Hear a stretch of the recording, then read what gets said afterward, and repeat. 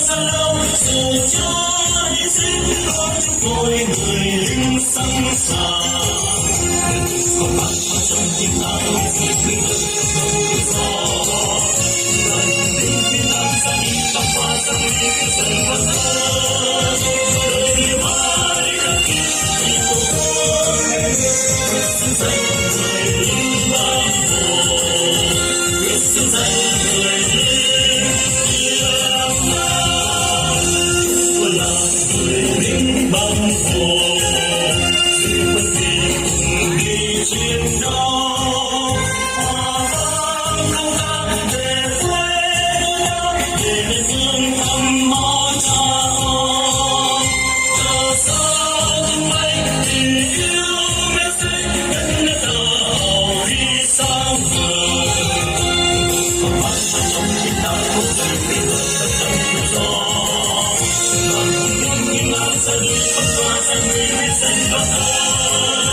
đời ngày mới đất kia vì tổ quốc nên đi xứng danh người lính Bác Hồ xứng danh người lính Việt Nam.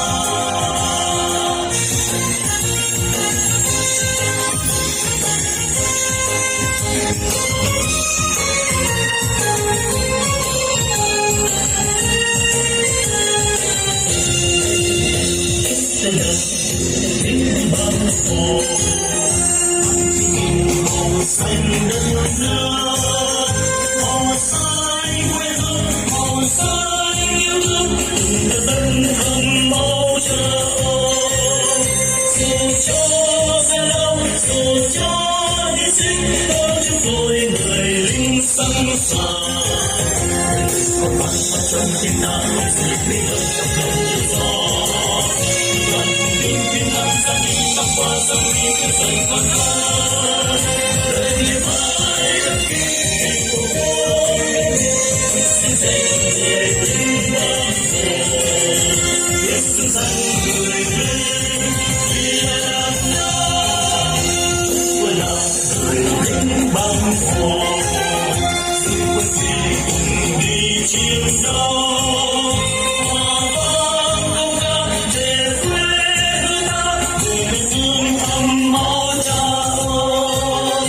cờ sao tung bay tình yêu đã xanh đất nước ta hào đi sang người còn bạn ở trong tim ta không gì quy ước bất đồng tự do đoàn hùng binh Việt Nam ra đi khắp qua gian nguy biết danh vọng